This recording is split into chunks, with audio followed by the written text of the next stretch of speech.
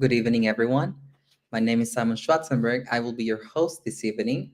Welcome to the fourth ELT Training Session organized by SBS Librería Internacional in an alliance with Ricardo Palma University. For those joining us for the first time, let me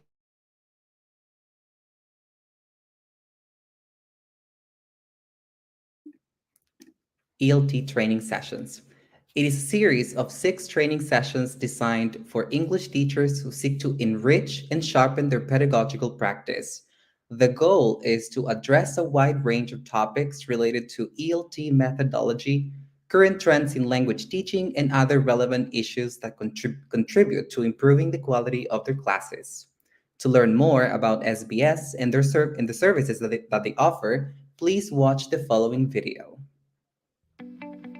En SBS Librería Internacional, estamos comprometidos con la educación y la difusión de la cultura a través de materiales físicos y digitales. Somos una de las cadenas más grandes de Sudamérica, orientada a producir y distribuir libros de idiomas, académicos y de interés general, así como bibliografía clásica e imprescindible. Hemos consolidado nuestra presencia en Perú con librerías ubicadas estratégicamente en Lima, Cusco, Arequipa, Trujillo, Piura, Chiclayo, Iquitos y Huancayo.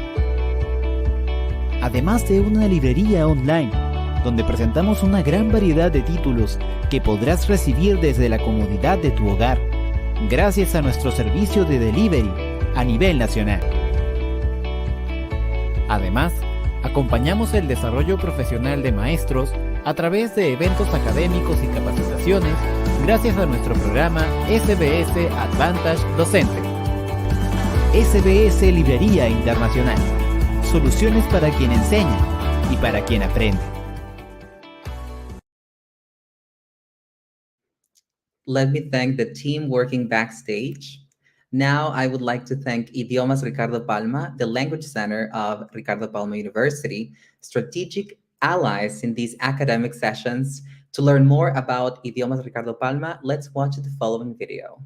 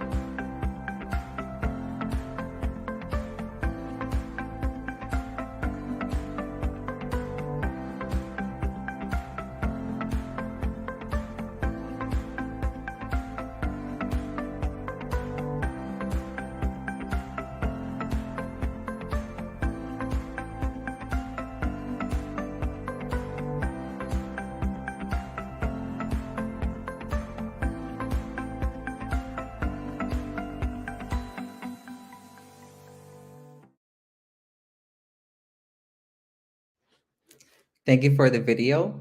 Here's important information. You can find the registration link in the chat box. Please click on it and fill the form to register your attendance. Additionally, we are going to shuffle a full scholarship for the Specialization Program for English language teaching. There is a question in the registration form about that. The winner will be announced tomorrow at 10 a.m., so make sure to follow Idiomas RP on Instagram and Facebook. Apart from that, everyone filling it out will get a certificate of attendance plus a summary of today's material. The certificate will be sent by email within 10 working days. Now, I am pleased to introduce Mónica Melendez. She holds a licentiate degree in translation and interpreting in English and French with a minor in English teaching issued by Ricardo Palma University, a master's degree in education, educational policies, and management by San Martin University. She is a twice recipient of the non-traditional student scholarship at the University of Boulder, Colorado, USA. She was an English teacher at different language centers and schools, and also an academic supervisor at different institutions. Currently, she is the director of the Specialization Program in English Language Teaching at Ricardo Palma University, the director of the Language Center, and the coordinator of the English courses at the Basic Studies Program at Ricardo Palma University. Welcome, Monica. Hello, Simon. Thank you for this lovely introduction. Well, hello, everyone. Good afternoon, good evening, almost. As Simon just mentioned, my name is Mónica Melendez. I'm the director of the Language Center and the coordinator of the English classes at the Programa de Estudios Básicos at Ricardo Palma University, and also the director of the Programa de Especialización en la enseñanza del idioma inglés. And I'm very pleased to start this session by repeating what Simon just announced. Today, we're going to talk about three things, which you are going to see in this very minute. And these three topics, the topics that gather us the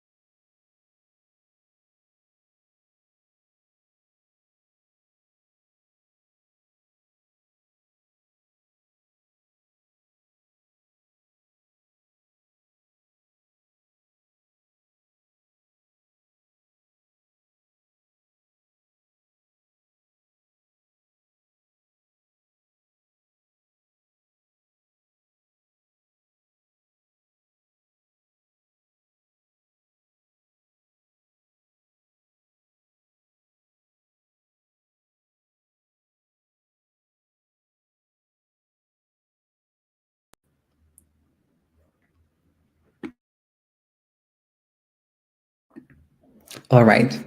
We'll be right back. Please welcome Monica Melendez one more time. In the meantime, just excellent. There we go.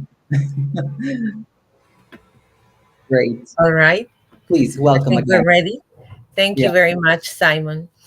If the support team can help me out with the presentation. Thank you. So I was showing to you the three topics that gather us this afternoon, almost evening, as I said.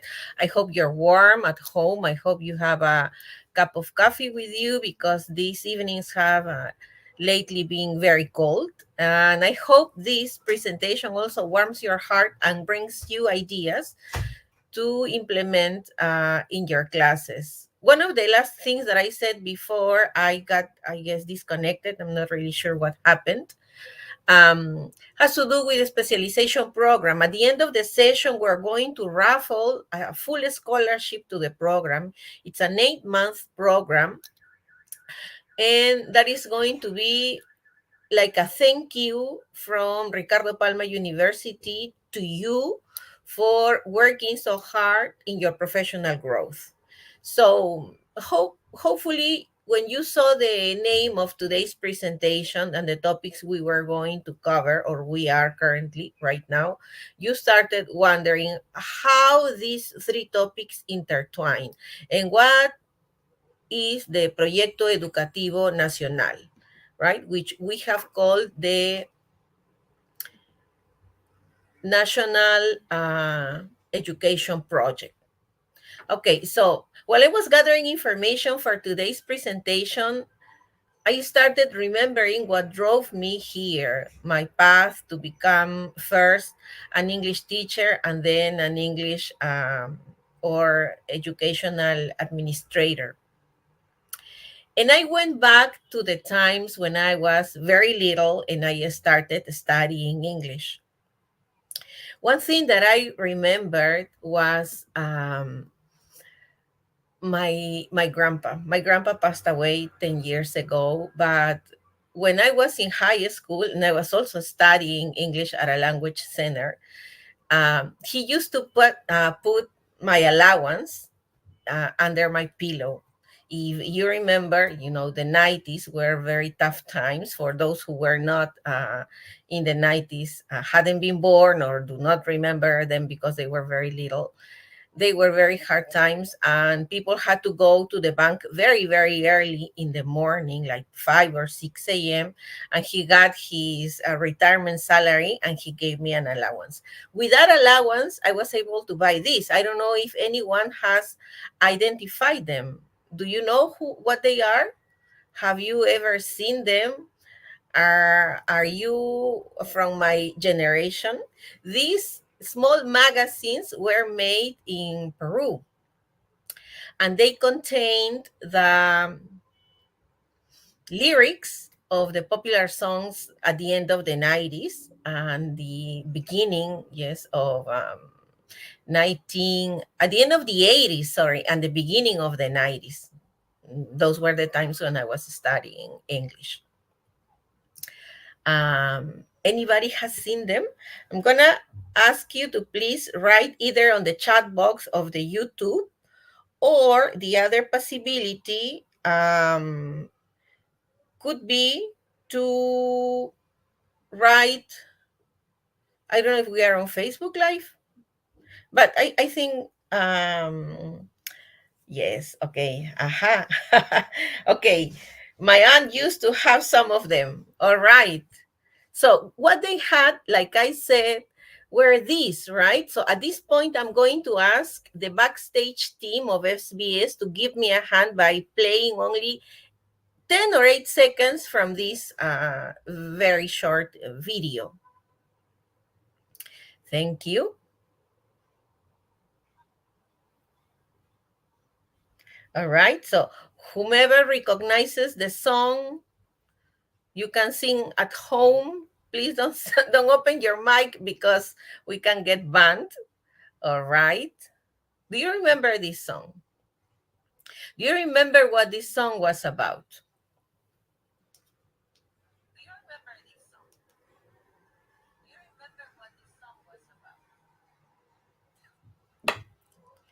All right, we're going back to the presentation. And these were the lyrics. The information that these small magazines gave me completed or helped my learning of the language, because it had several things. It had, or the lyrics had, phrasal verbs, names of cities. They described adventures. They talked about love, something that I hadn't experienced at that age yet. They gave us different ways of seeing the world from people from different parts in the world and from different ages. I'm not sure if people learn English with the lyrics yet, because I know nowadays we are bombarded with the English anywhere. We have English in the palm of our hands with our cell phones, with streaming, with YouTube videos, with podcasts, with books, and with many different things. At this point, I want to share with you a second anecdote that has to do with culture, not precisely language. We're going to hold the language experience, the language learning experience for a moment. I had the opportunity in 2022 to go to a very beautiful city abroad. And while I was happily strolling in a beautiful park, enjoying the sights and taking a walk, I saw somebody fell from a motorbike. Everybody gathered around this person, trying to give him a hand. And after 1 or 2 minutes, I noticed something. I was the only person recording or videotaping the scene, what had just happened, with my cell phone. So at that moment, I thought of something. Have I been magalized, if you can understand the term? Why was I the only one videotaping what was happening with my cell phone? Nobody else was. I was in a different continent. Is it something that we do here and people don't do abroad? You know, that scene kept me pondering for a very long time. And all those thoughts came to my mind when I was organizing today's presentation. Culture has to do with many things. It derives from a Latin word that means to cultivate, to make something grow. Culture has to do with, if we can go back, thank you so much. It has to do with the things we do, how we perceive the world, with our beliefs, with the way we interpret things and the way we behave as a person and as a community. There are many different elements in culture. We're going to see them in a minute, and we're going to see that language is precisely one of them. And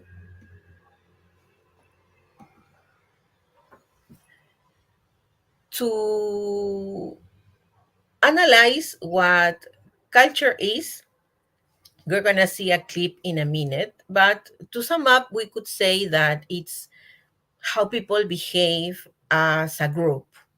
So in Peru, we could say that there are many cultures. They kind of work together. We are not only in Peru one culture, but we are many different cultures. Yes, people from different regions have different traditions, and they might have different interpretations of the world. Culture is also as you can see here, what defines a group of people and what makes them unique.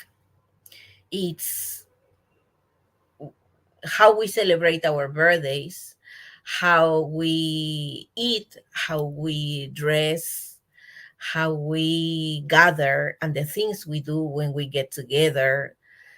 It is also our plans as a community, as a country, our individual plans.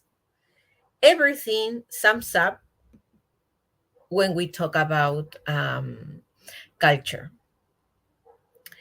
And one of the things that has to do with culture is traditions, because culture comes from generation to generation. Now, why are we talking about culture? You're going to see in a minute that language, just like culture, is alive. It is something that is learned. It is something that is shared. It is based on symbols, verbal signals, written symbols, written signals. It is integrated, meaning that it has an organization, and it's also dynamic, which means that it's in constant movement, that it is constantly evolving.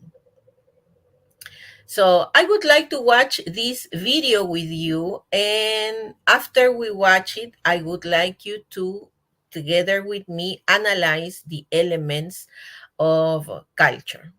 So like I said, language is one of them.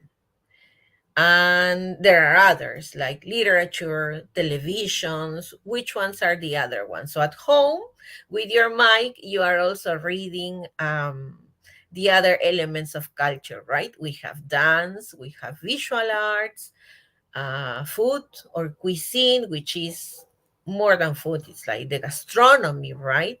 Fashion, theater, music, rituals, and others. So let me share with you at this point.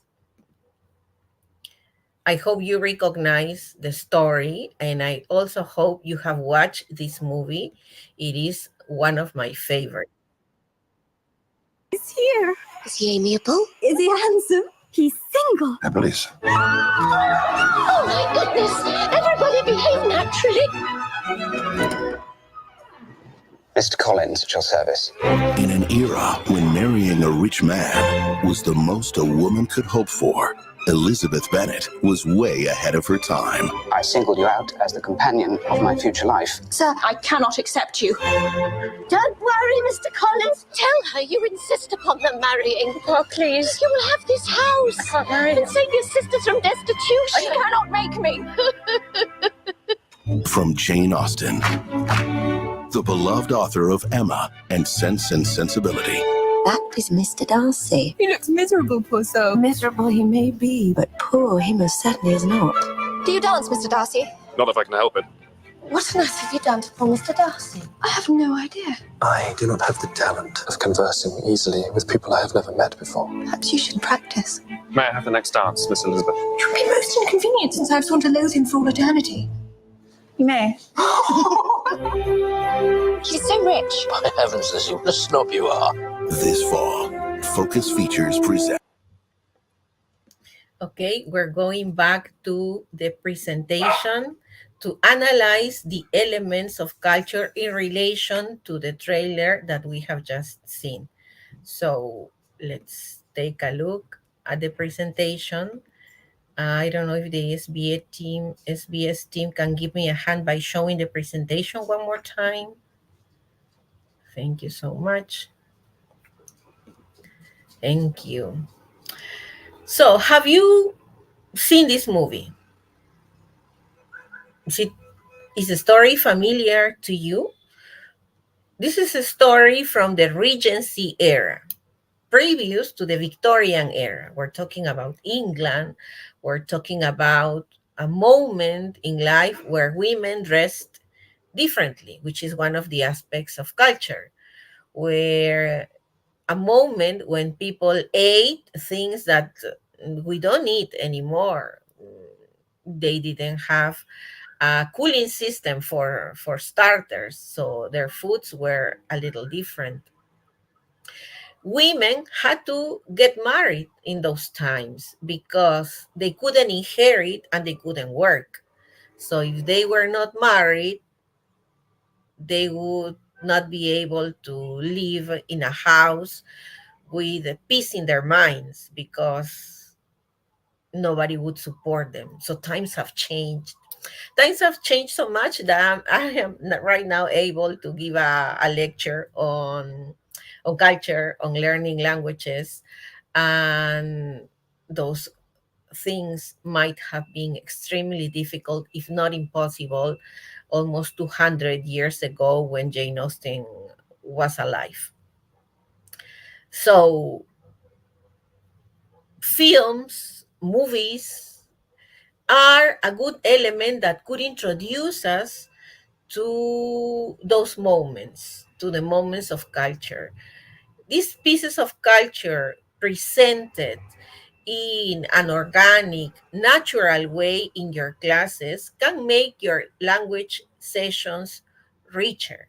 And not only that, they can make them more meaningful because you will give the students and yourself the possibility to experience lives that otherwise you would not be able to live. Because we cannot be a woman from the Regency era because we are in a different time. We can develop skills by putting in the shoes of those people, the people that lived in those times, and worry or try to see or try to feel what worried them and why. That could also strengthen other abilities. And we are seeing language in context, which is another thing. So we're going to play an activity with this video, okay? We're going to see a second video. And I don't know if you have heard, this movie is coming to theaters very soon. So let's see if you know about it. For that day, I never forgot it. That a slave could take revenge against an emperor. Where were you born? I don't know. I never knew a mother nor a father. You will be my instrument. Who are you?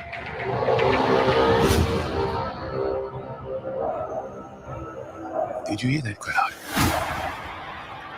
The greatest temple Rome ever built. The Colosseum. Because this is what they believe in. Power.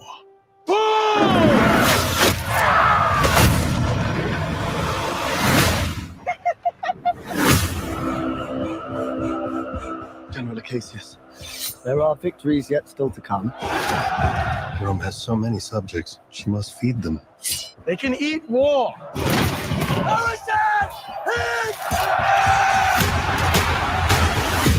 The arena turns slaves into gladiators, the gladiators into free men. You have something in you. I knew it from the start. Did you now? Rage.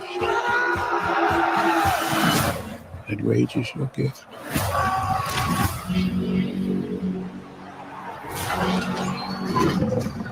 This is about survival! Survive! Okay, we're going back to the presentation, and at the language level, we could focus on using this trailer for different commands of the language, whether you have a class of beginners or basic level students of the language, intermediate or advanced. At the basic level, remember that students are able to give only one sentence and are able to manage the forms of the language that are also basic. sounds redundant, but it is like that, right? So we have the simple present, maybe the present continuous, the simple past, and the basic forms of the future. So the first column could provide us with ideas on how to go about the video with by helping students practice the language, right? So questions that we could use are, what's your favorite movie, right? Where does this movie take place and when? What characters do you see? There are words that are very transparent, like gladiator, for example. It is not necessary to explain it because it comes from the Latin. Or would you watch this movie and why? At the intermediate level, we make our utterances a little bit longer, right? We're not talking about connected ideas, but complex ideas, right? With clauses that could either be relative clauses or subjunctive clauses. And students have to give 2 or 3 ideas and create oral paragraphs. Questions, of course, are more complex and more grammatical aspects of the language are covered. Some suggestions are, why did the Roman Empire fall, for example? That it gives the possibility, the video triggers the possibility to go in depth into analyzing, studying, or reviewing information about the Roman Empire. How long did the Roman Empire last? How many emperors were there, and was there ever a female emperor? How long did an emperor rule? How large was the Roman Empire? Who was the best Roman emperor? Would you ever like to visit Italy, and why? Right? Because we know that our intermediate level students have to be invited to elaborate on their ideas. In the advanced level, we cover other aspects, not necessarily related to grammar and lexis, but topics that are academic in nature or topics that are abstract, which are not common and cannot be asked students to talk about, for example, at the basic level, right? So at the basic level, we talk about everyday things, whereas at the advanced level, we talk about abstract, or we are able to talk about abstract topics. So in relation to the video, we could ask students, what causes wars? Or what has been the impact of the Roman Empire in Western civilization? To what extent would you say the Roman Empire remains? There is an S missing there. What would your life have been had you been a Roman soldier or a gladiator? And of course, yes, this is also an invitation for you to think about this video, plan, yes, put it already in your agenda. You are going to the movies to watch this movie that looks very promising from the trailer. And by seeing it, or by going to the movies to see it, we are not only going to practice the language, provided that you decide to watch it in English and your students do as well. But we are going to plunge into times when we, otherwise, if we can hold the video for a second, thank you, SBS team. We are seeing the language as an instrument that opens doors to things that otherwise we wouldn't experience. So this is the first message to you. Covering culture in an organic, in a natural way enriches your classes, gives you and your students the opportunity to relax, to see other ways of seeing life. It's a door to the past. It could be a door to project, yes, an imaginary future. It is a way also to analyze the present at geographical areas that are distant right now from us, from Peru, from Lima, from your district. There are more than 150 definitions of culture. But what we are trying to see today is that language is an element of culture and that both are alive. Now, when we talk about culture, we have to think about two things. The possibility to interpret the world seen by people from other places, and the possibility to use the language that we're learning, that in this case is English, as an instrument to explain our own culture and our own cultures, the cultures of our country. I hope you have seen this movie. If you haven't, I hope there is a chance, to be shown it on TV or maybe on streaming or at the movies soon, because it's a wonderful reflection of certain realities in our country. So let's watch just a minute, I think it is, from Willac Pirca. Thank you.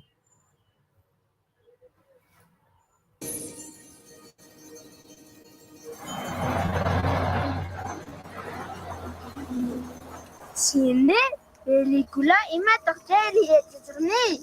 Cineta, perkajina. JP y mi mana y en pichacuna cuyo. Guaira rimayasumpi. Mana yanhacho que kunata vamos.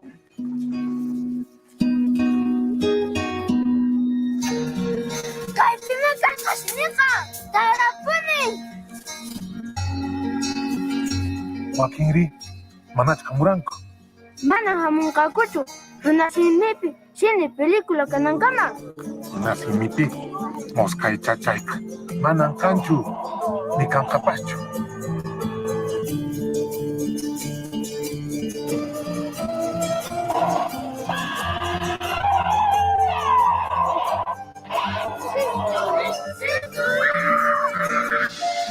Apo salcantay, apo guajaywirka, apo chikón, sumagiata, munayata, hawachimayko sinita.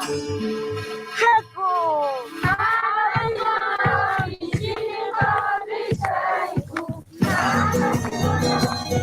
Yuyari listucha, uyakuitaja, umaykimantapa surhuwaqmi, sunquyki ukumanta ima. Chaykunamanta mayku tinja willakunki.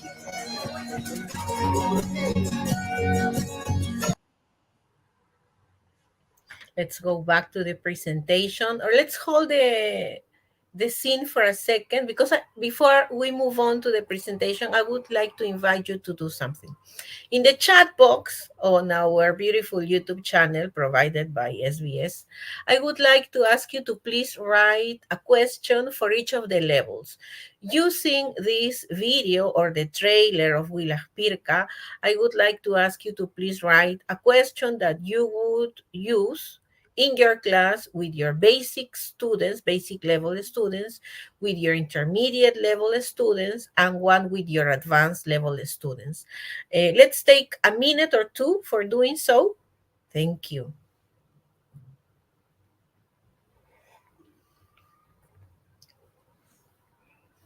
All right, I'm seeing the questions already.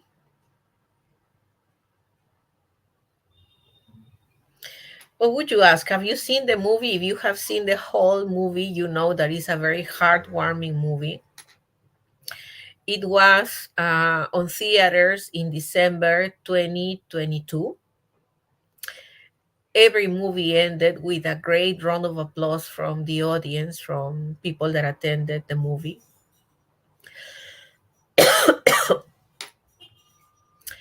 And it's a movie about hope and about elements from other cultures entering into different realities. It's a movie about joy, but people can interpret it in many different ways, but it's a very heartwarming movie. For the basic level, Ada Kije says, what characteristics do you see in the place they live? A comparison, okay. Identification of elements of culture. How do they feel, Judith? How do they feel, meaning the characters or the students, by watching the movie? Yes, we can complete the idea.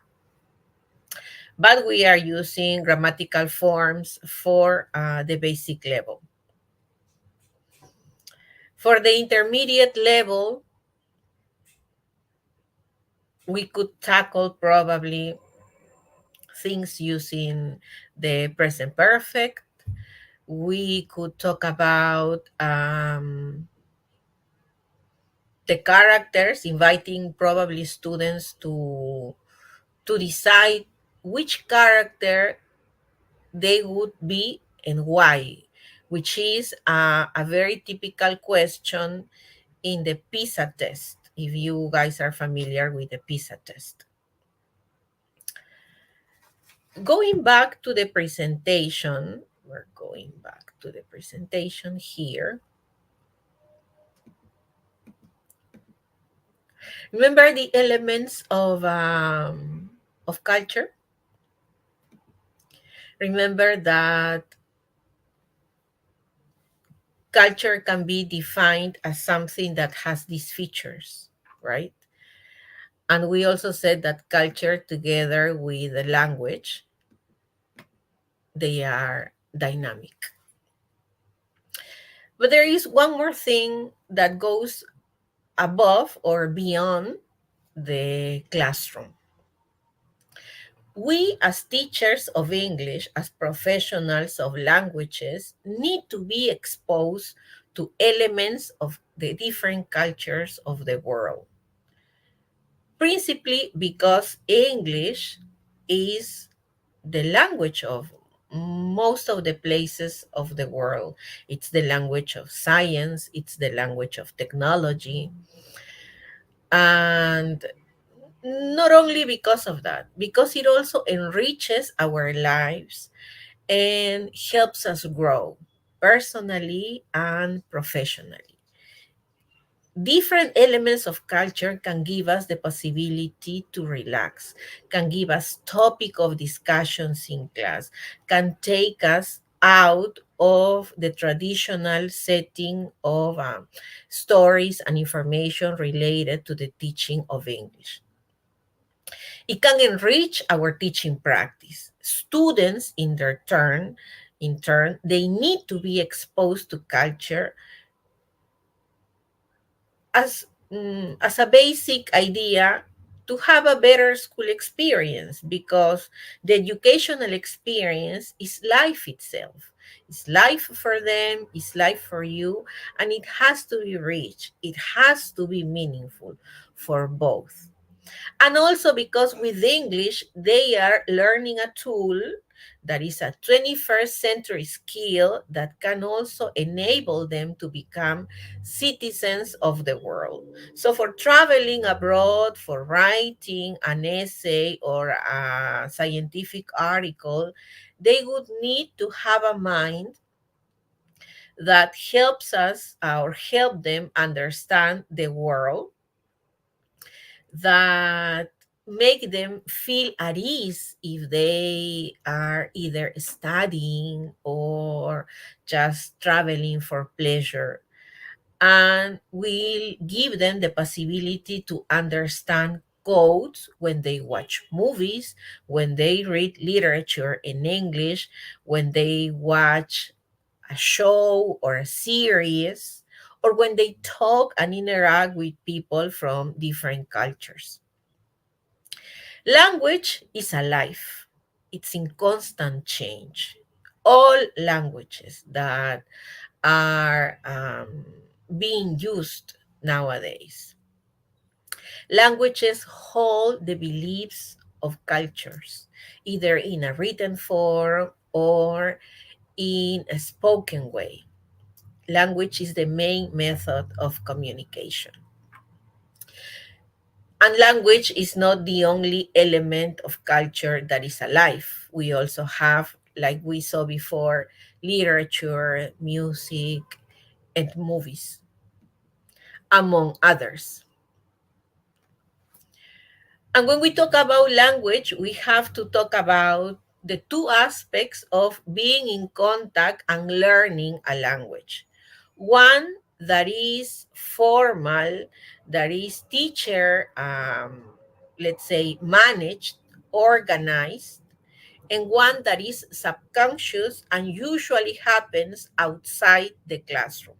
We're talking about learning and acquisition, or learning and acquiring a language. In this case, remember, we're focusing on our teaching practice, which is the teaching of English, right? The term of language acquisition, precisely second language acquisition, was defined very profoundly by one person. And right now, I invite you to write on the chat box who that person was.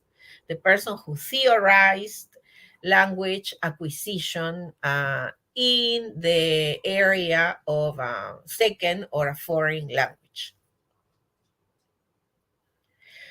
Okay, I'm hoping I see an answer.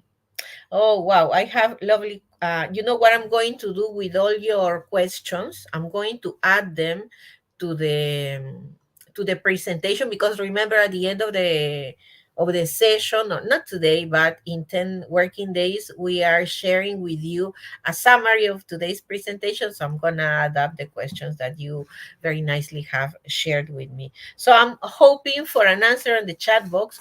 Who is this person who theorized about language acquisition in relation to second or foreign languages? Who is that theorist? Who is that researcher or investigator? Okay. So if you remember, that person is Stephen Krashen, right? Stephen Krashen theorized that there are 5 stages, right, related to second language acquisition. So remember, when we talk about learning, we're talking about things that happen in the classroom, right?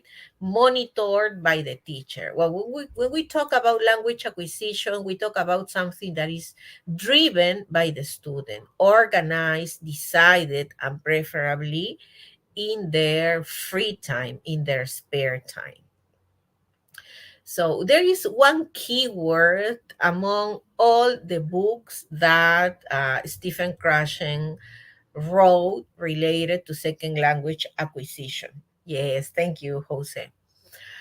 I hope you can identify it. Yes, I'm gonna read the quote here. The best methods are those that supply comprehensible input in low anxiety situations, containing messages that students really want to hear. Second quote, my hypothesis is that for language acquisition to really succeed, anxiety should be 0. And we have one more.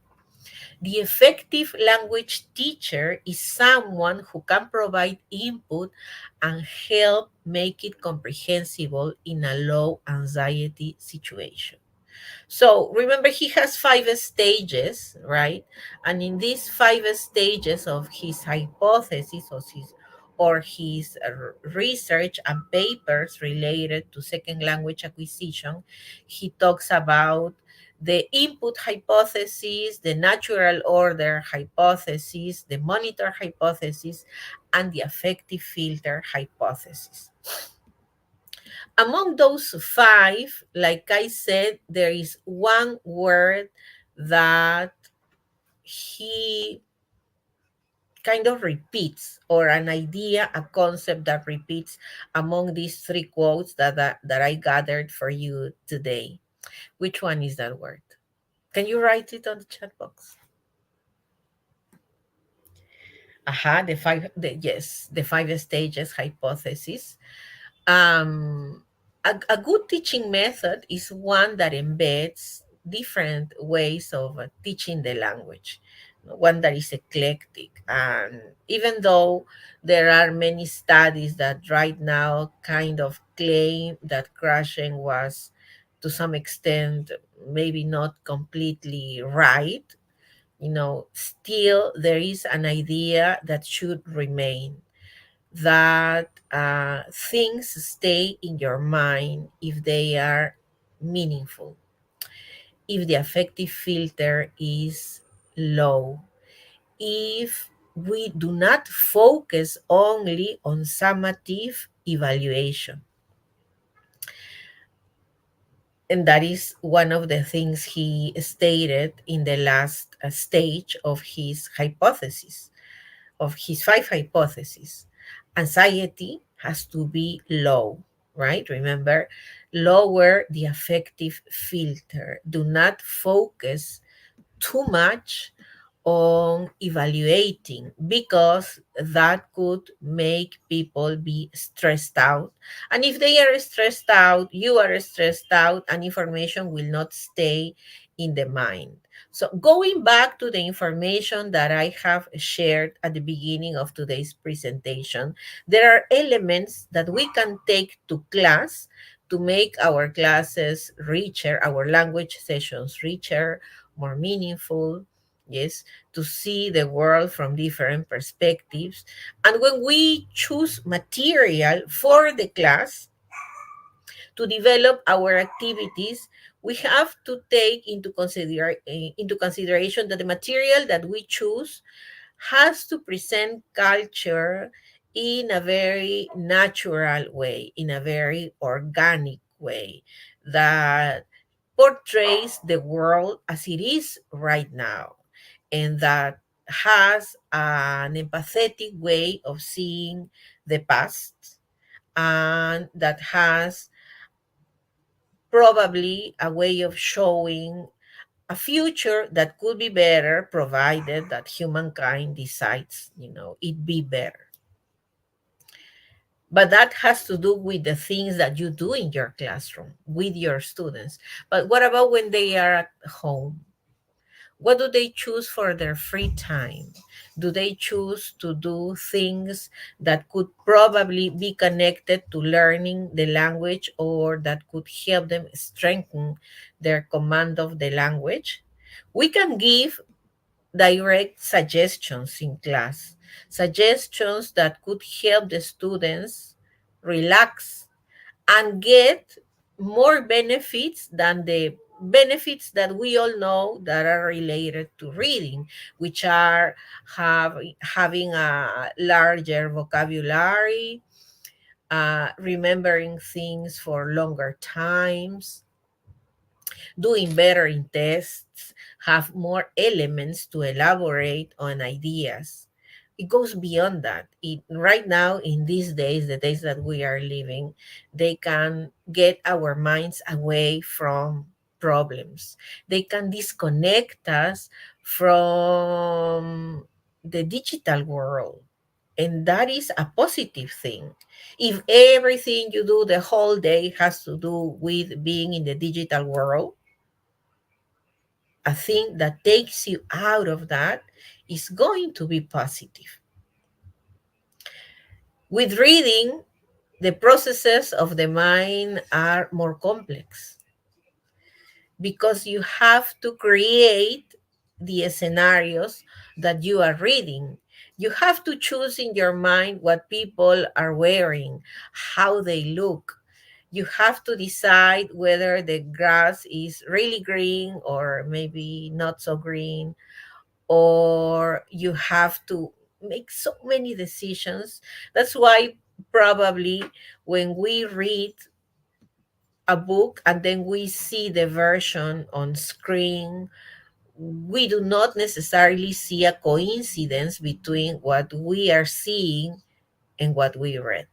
And maybe the scenes that were chosen were not the ones that hit us hard, the ones that we remember the most, the ones that stayed in our minds and in our hearts. Reading for pleasure, always has benefits, academic benefits, but it also has benefits for the two things that are the main concepts or the main themes of today's presentation: culture and language.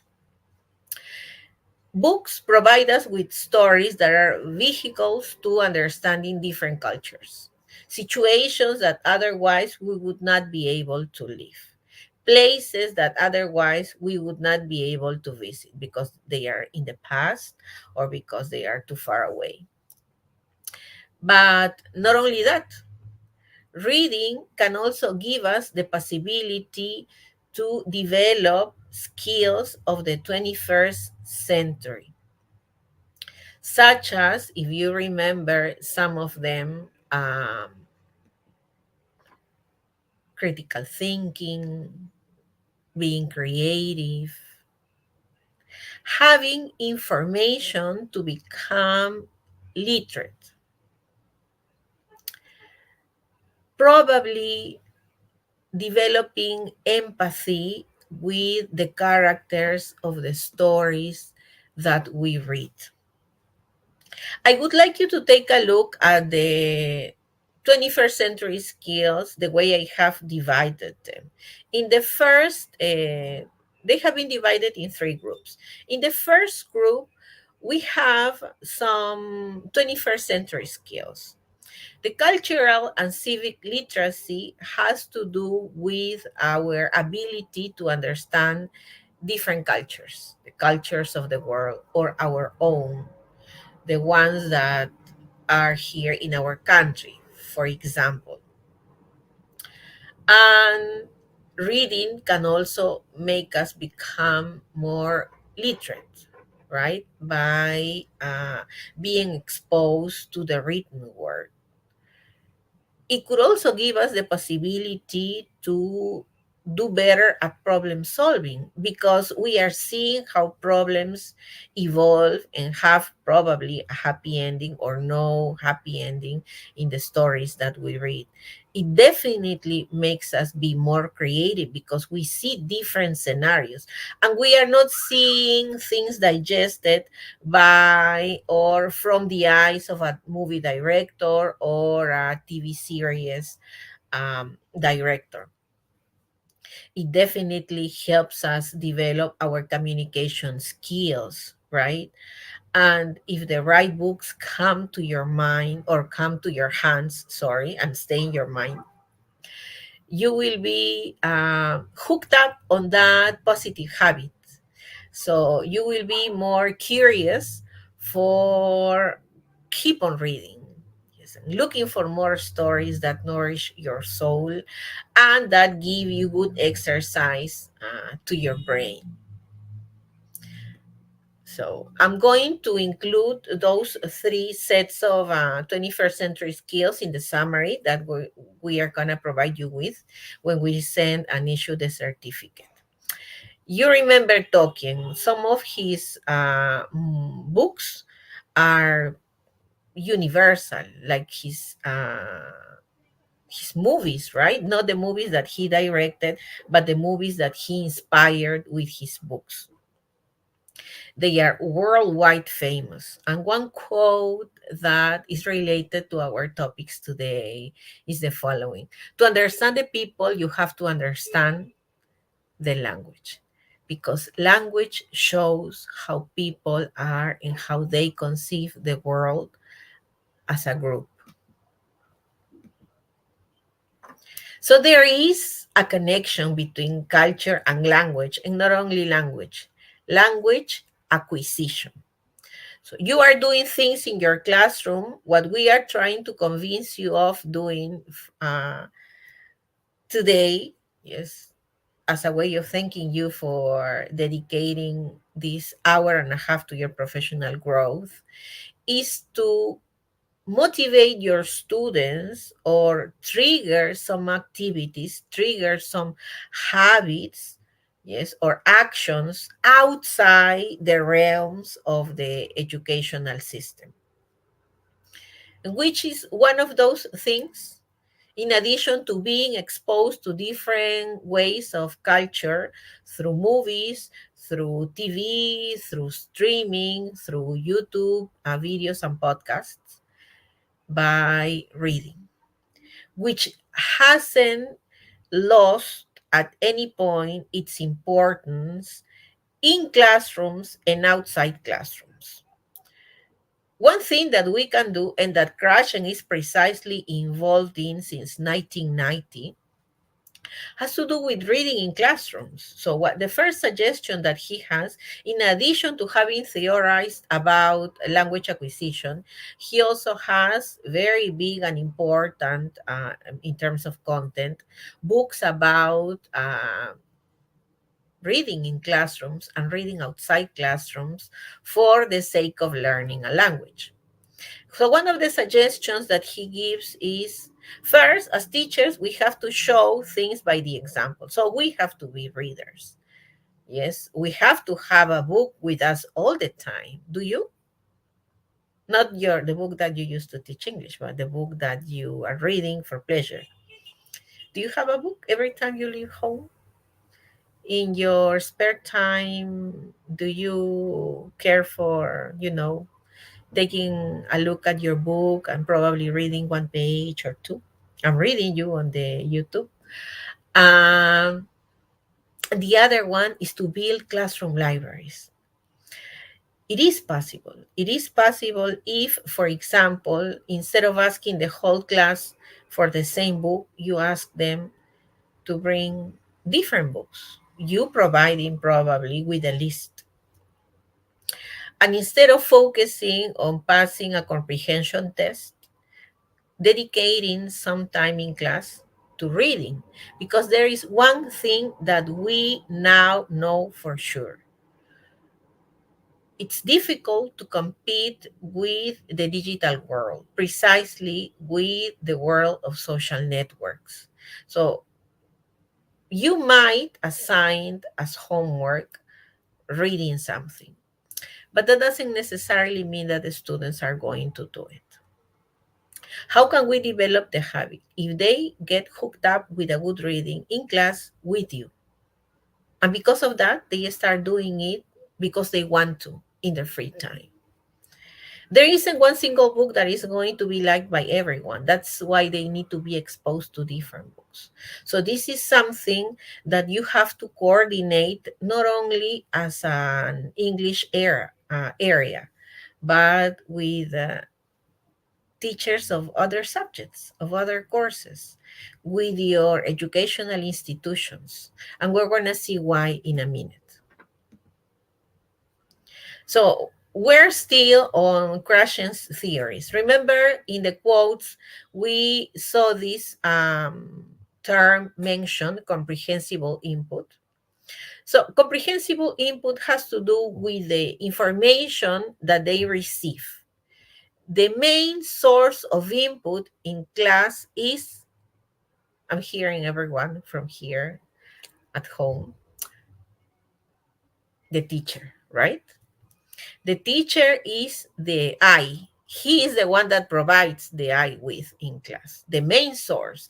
Other sources could be, of course, the audios on your book, the movies or clips or documentaries or songs or whatever it is that you bring to class that is spoken.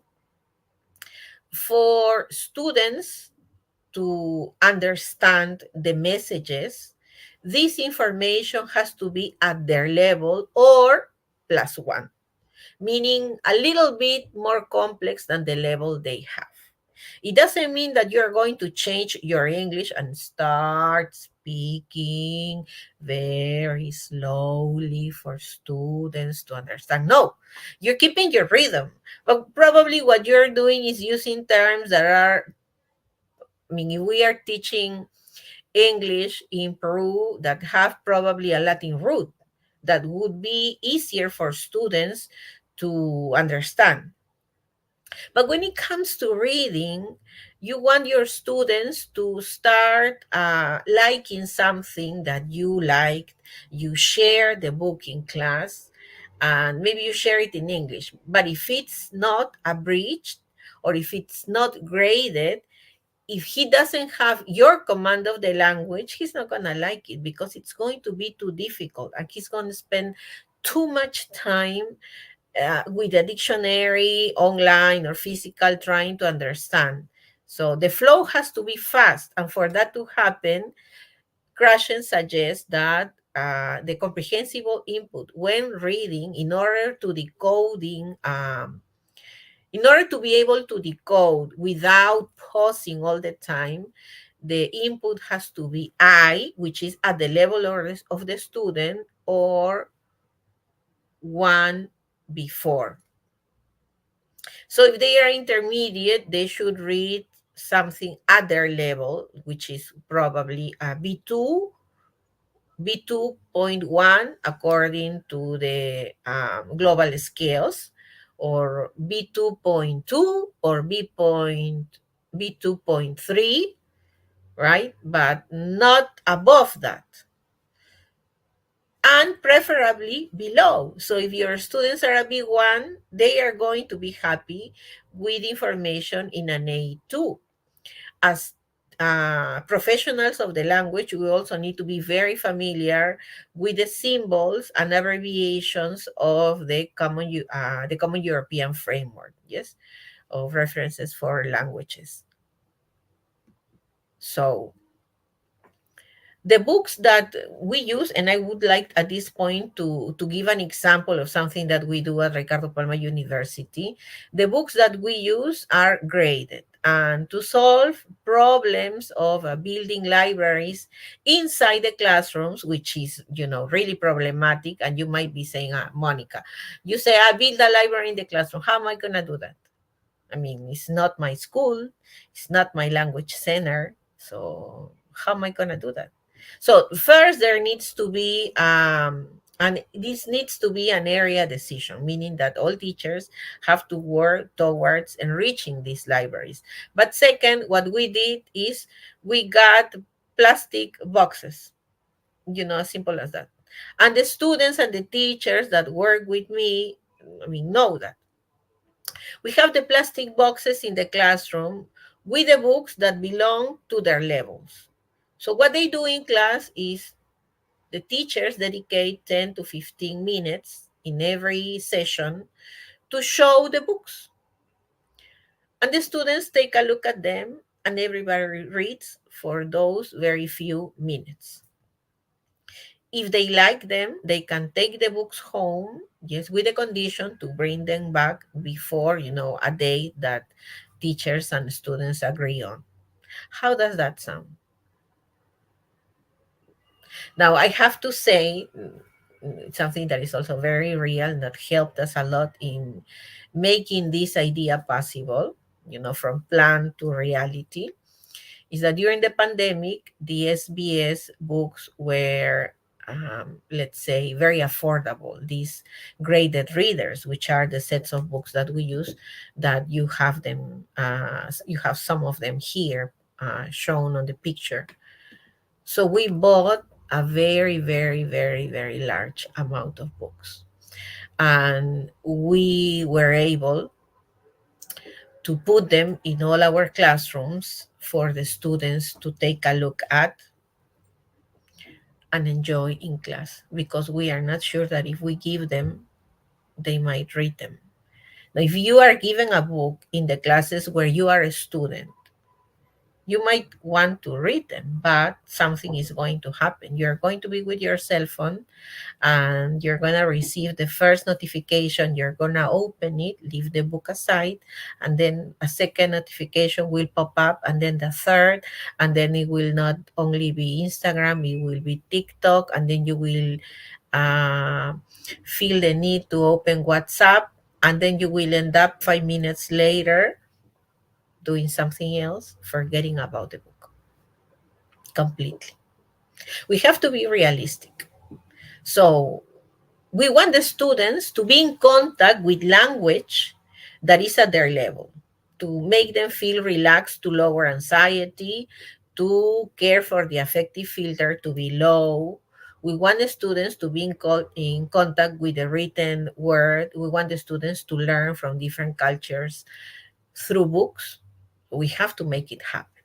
So this is a suggestion that I give to you, that I learned from Krashen, from his books on reading, and from his example, because for 10 years he traveled around all the states with a set of teachers teaching exactly this process, building libraries in the classrooms and making people read in silence in the classroom.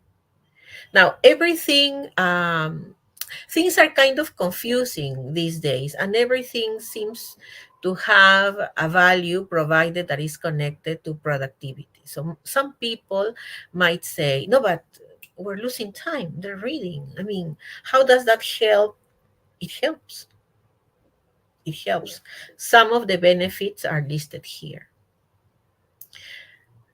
And remember that some of the things that they are going to learn with you not only relate to grammar and lexis, the formal register or the informal register. It also has to do with helping them become citizens. And citizenship is not necessarily something that we are thinking all the time when we are teaching English, but we are making it happen. And I am the first person that, I mean, people that work with me, they know I all the time say the following: we are always the leaders in the educational field because we have been working with pair work and group work and making people elaborate on their ideas, making people share their anecdotes, writing down essays, explaining their opinions, explaining and giving explanations on the pros and cons of something. So those abilities that they learn with you in a more difficult way in English, yes, because it's not their mother tongue, they could shine by doing them in other classrooms, in other subjects, when studying other things with other teachers, and it's something that they learn with you. Let's take a moment, because I need to sip some water, to read this. This is something that I took from Twitter. Yes, was it Twitter or was it Instagram? I don't remember right now. But I hope you can read it well. Can you read it well? Please write yes.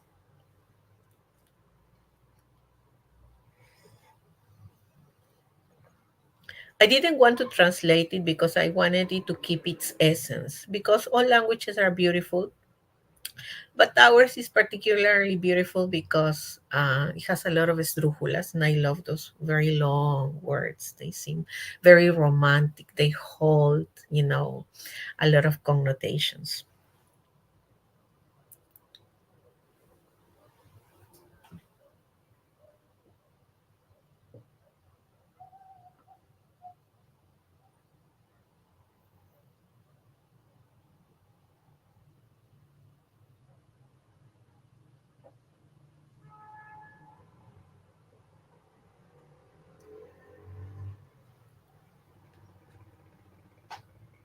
Right, ready? So I can move on.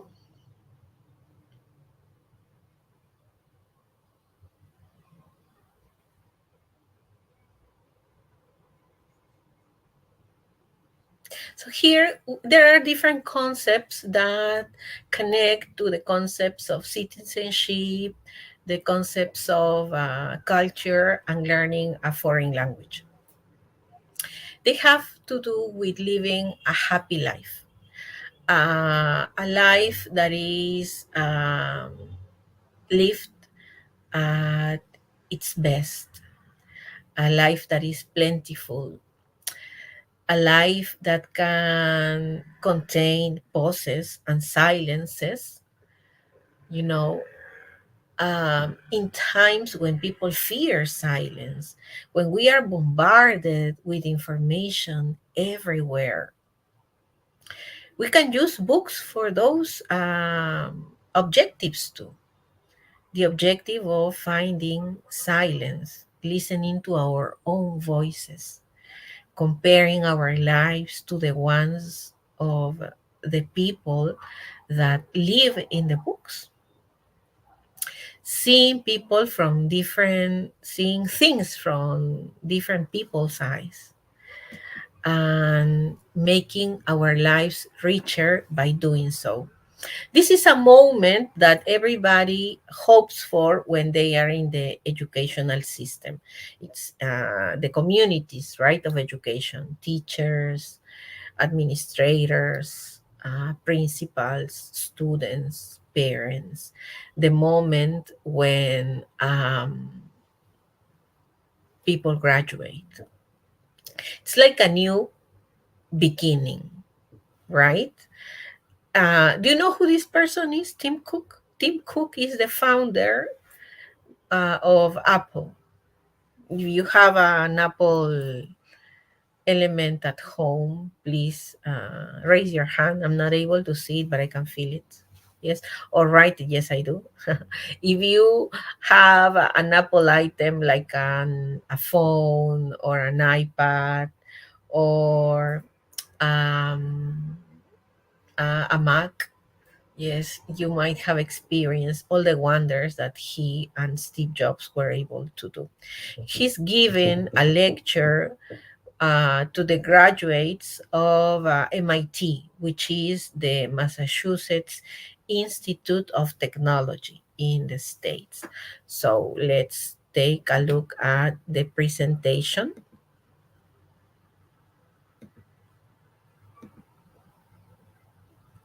Now, before we listen to Tim Cook and this, as it says here, Serve Humanity, very touching speech, I would recommend this channel, English Speeches, because it has two things.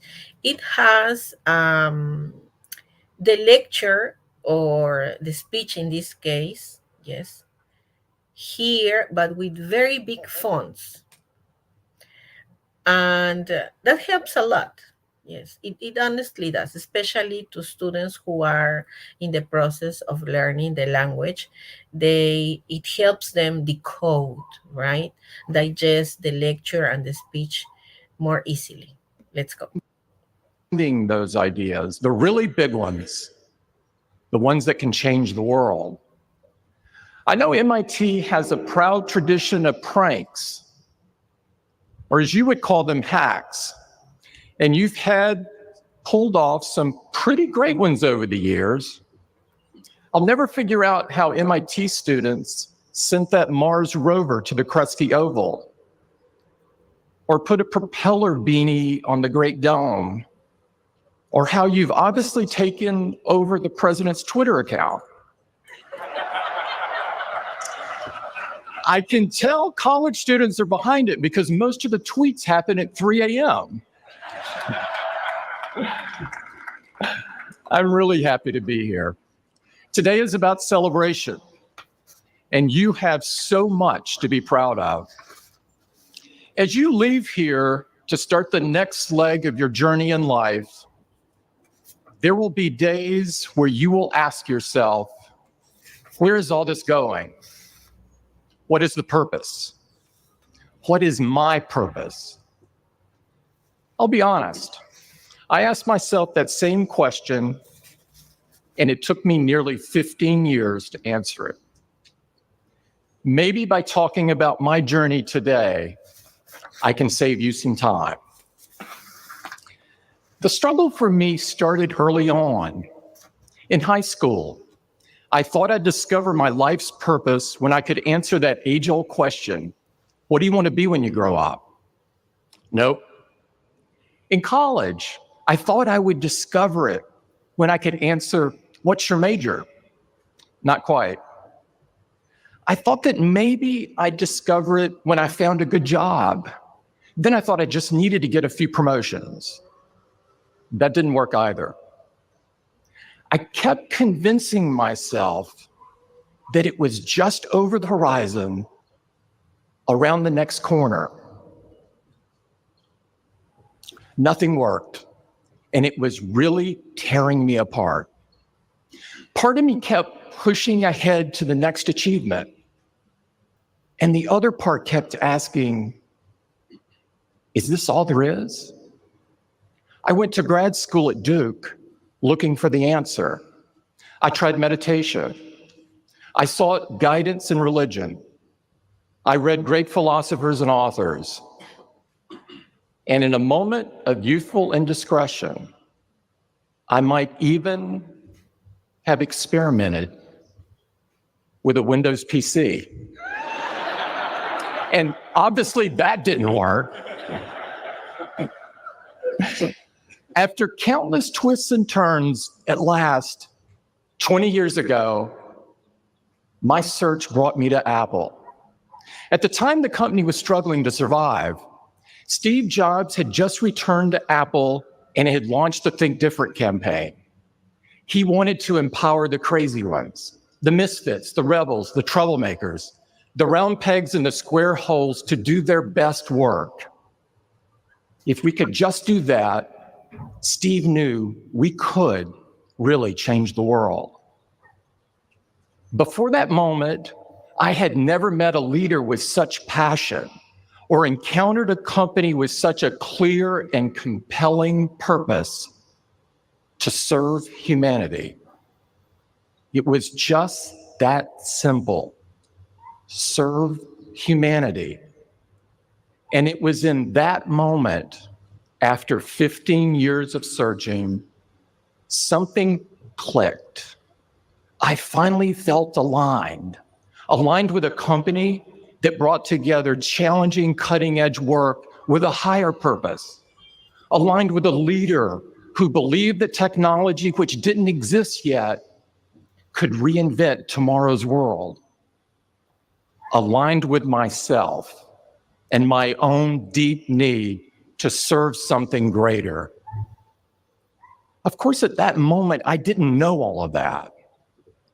I was just grateful to have that psychological burden lifted. But with the help of hindsight, my breakthrough makes a lot more sense.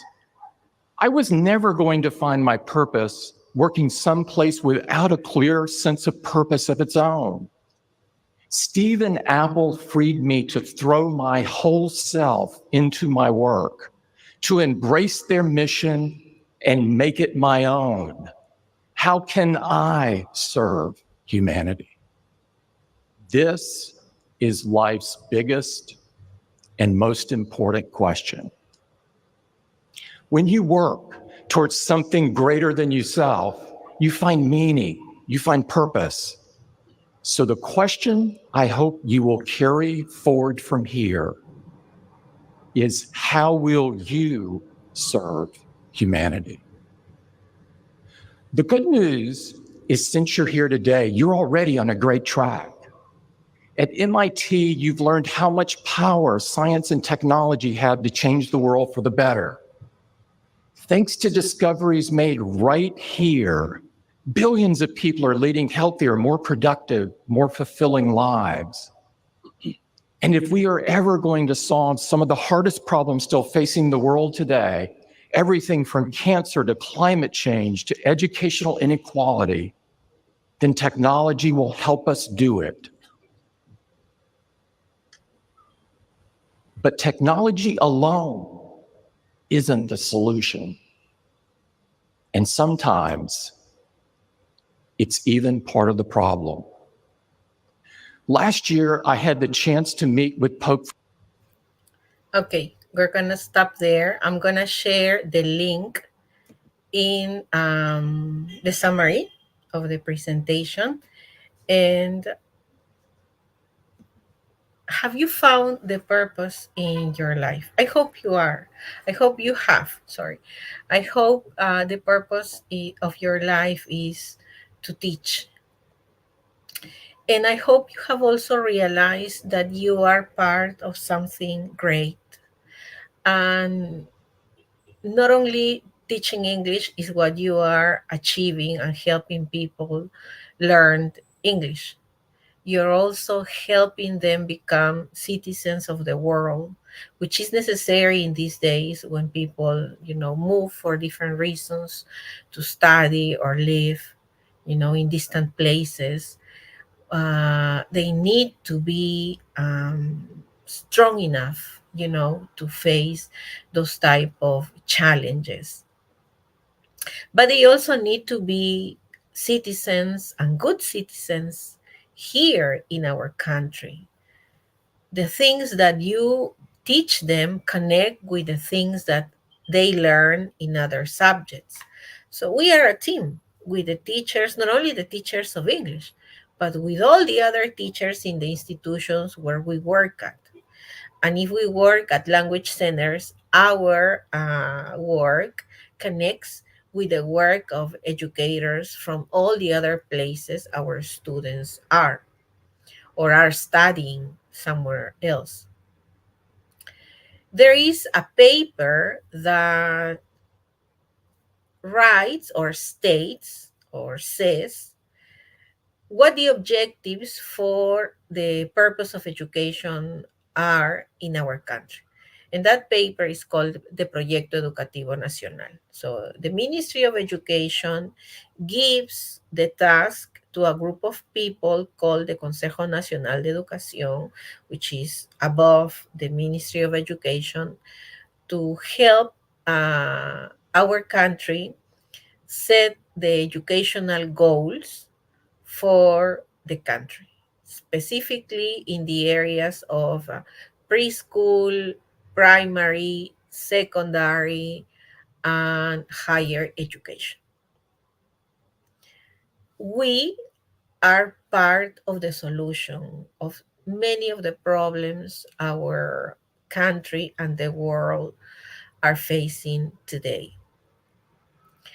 We are part of the solution because we are helping students understand culture, have a voice to explain, describe, transmit their own culture, their own identity, because through your classes and the activities they do outside the classes, such as reading, they are becoming more empathetic people that are kinder, that can understand the world, that can put themselves in the shoes of other people, and that can learn the language by doing so in a relaxed way, that can disconnect from technology, because just like Tim Cook said, technology isn't only the solution. And one thing that he says in minutes later is that we cannot behave like technology. We cannot be cold.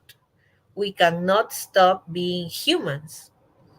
And humans have to seek for bigger goals, goals that go beyond their individual ambitions, goals that serve the community and society. Teachers of English have to be very proud of what they do, because they do a very, very great thing, which is teaching or giving the students the key to a door to the world, to share their own stories and to interpret and make their lives richer with the stories and the cultures of others. I have, in a minute, you're going to see a summary of the Proyecto Educativo Nacional in Spanish. I try to share it, as complete, accurate, and neat as possible. So in a nutshell, the Proyecto Educativo Nacional is a national policy, right? Something that governs us, that drives our work as teachers in general. So in today's presentation, I wanted, in addition to making you be, helping you be even prouder of what you do, take the shoes of, try to go out of being a teacher of English and feeling that you are, not only that, but you are a teacher, right? As important and as necessary in our country as any other teacher. Because there is always an idea that there are subjects in school or in higher education that are more important, and it's not like that. We have to educate our communities to see that we are a key component in the well-being and the future of societies, ours especially. So this national policy is a vision that guides our country's educational goals. It facilitates identify local and national gaps, national challenges, and national opportunities. And it helps us stay focused. So when we teach English, we have to remember that we are enabling students to arrive at, to achieve bigger ambitions, bigger objectives. So what is the ambition of our country for 2036?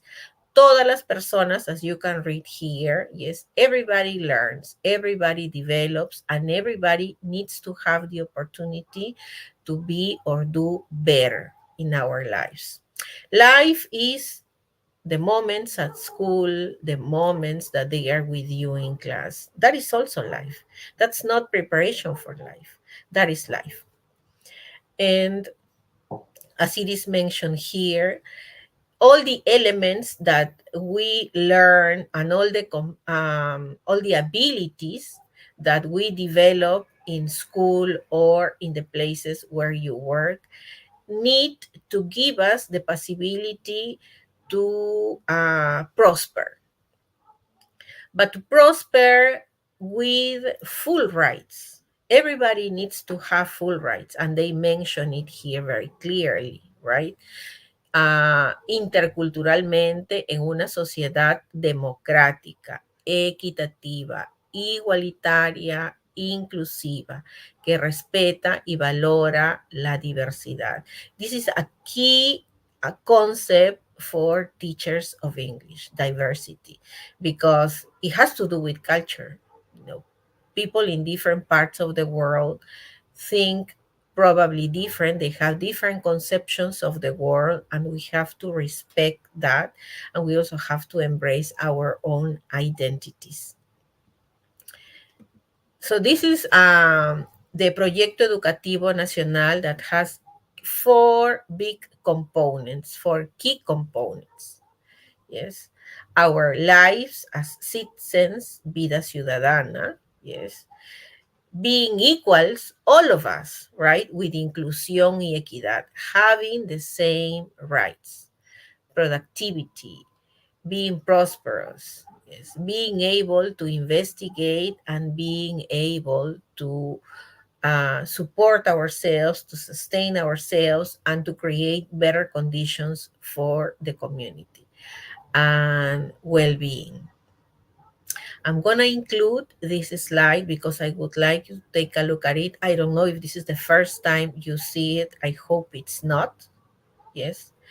When they refer to ciudadanía plena, they refer to being able to embrace life in its fullest, being able to decide. As Tim Cook mentioned, when he was a teenager, he struggled because he wasn't able to find his purpose in life. And thank God he did, because we are benefiting from all the things that he was able to create, right? He had a bigger ambition, right? He wanted to serve humankind, serve humanity. So I hope you find yours. I would like to finish with the following conclusions. Yes, you are able to improve, you will be able to improve your well-being, to grow personally, and to better your teaching practice by embracing culture in your personal life and within the realm of your work. Students learn English better by being exposed to cultures, elements, and diversity. So we cannot show language as a separate element from culture. It has to be shown inside, within culture. Promote students' exposure to the language inside and outside the classroom with activities for pleasure, right? That help them be disconnected from the digital world, because they do not need to be invited to the digital world. We are not saying that technologies as it is nowadays is wrong. We want to save our life in all its dimensions. So we have to make the clear and explicit suggestion of doing something that is not connected to technology, because technology doesn't require any invitation. Build a classroom library and reading class. Watch movie clips, listen to music, share with your students the things that you like and learn from them. Remember, there is a concept of being democratic. So that concept has to be taken to classrooms. We're talking about democratic classrooms. Teachers of English have a bigger role than teaching a language. They strengthen 21st century skills and help institutions achieve the goals of the Proyecto Educativo Nacional for the bettering of our country. This is the vision, the mission, and the vision of the institution where I have the honor to work. Is at Universidad Ricardo Palma, we have this motto, Ciudadanos para una cultura de paz. What is the vision and the mission of the place you work at? Do you coincide with it? Do you work towards it? Do you feel proud of it? I hope you do. So at this point, I would like to ask you to finish up, to go back in time and to try to recall in your minds the following things. When did you start learning English? Is it the same, or were the conditions to learn English in those times the same as they are nowadays? Sorry.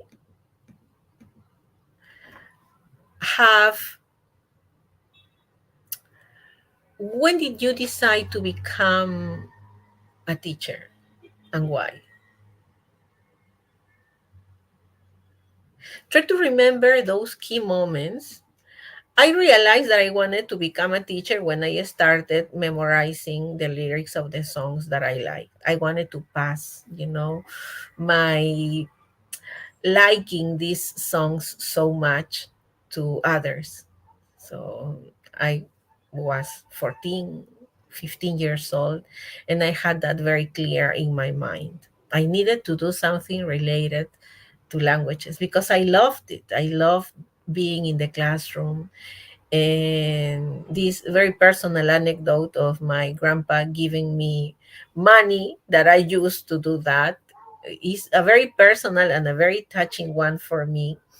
There is always someone, that gives you a hand in pursuing and achieving your goals. I would like you to think of your students in your class and in the future. Are they struggling with English? Can you make their lives easier in class? Are you focusing too much on summative evaluation? Are you giving them the chance to try out language and make mistakes? Are you giving them the chance to separate from their cell phones for a minute and save our lives in other ways? Let's finish with this. We also need to remember that we learn from students. So it might be possible that they conceive the world the way you do, but chances are that they do not. So we have to share our visions of the world, provided that is possible. Yes, provided that they have the command of the language that allows them to communicate their ideas in English. And if not, make a pause and make the classes more meaningful by listening to them from time to time in their mother tongue.